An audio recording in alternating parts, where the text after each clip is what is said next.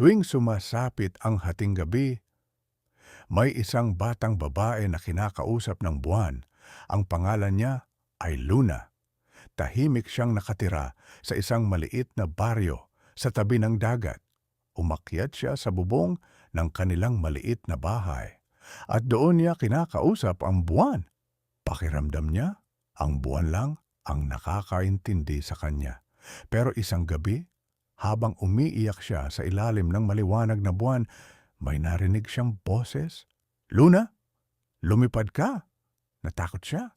Ngunit unti-unting umilaw ang buong buwan at biglang nawala ang bigat ng katawan niya. Lumutang siya sa hangin, mas mataas, hanggang sa makita niya ang buong baryo mula sa ulap. Sa unang pagkakataon, pakiramdam ni Luna, malaya siya.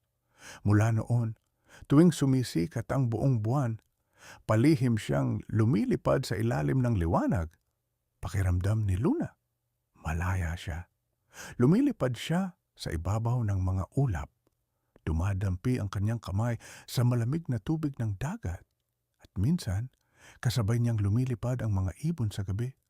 Tuwang-tuwa si Luna habang nilalaro ang hangin dahil kapag nasa langit siya, nakakalimutan niya ang lahat ng sakit. Pero tuwing umuuwi siya, bumabalik ang lungkot. Isa lang palang ampon si Luna. Isa siyang ulilang bata na lumaki sa piling ng mga taong kumupkop sa kanya. Pero kahit may bahay siya, hindi niya kailanman naramdaman na bahagi siya ng pamilya. Pinapagawa siya ng mabibigat na trabaho habang ang ibang bata ay naglalaro. Si Luna naman ay nag-iigib ng tubig, naglilinis ng bahay, at madalas wala pang sapat na pagkain. "Wala kang silbi," sigaw ng babaeng kumupkop sa kanya. Tahimik lang si Luna dahil wala siyang ibang mapuntahan. Kaya gabi-gabi, bumabalik siya sa langit.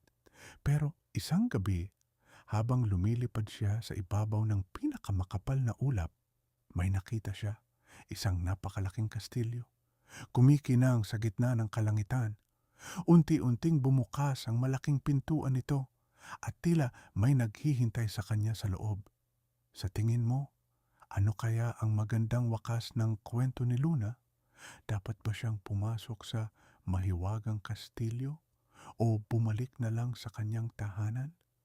Comment mo ang gusto mong ending at huwag kalimutang mag-like, share at follow para sa susunod na bahagi ng kwento ni Luna.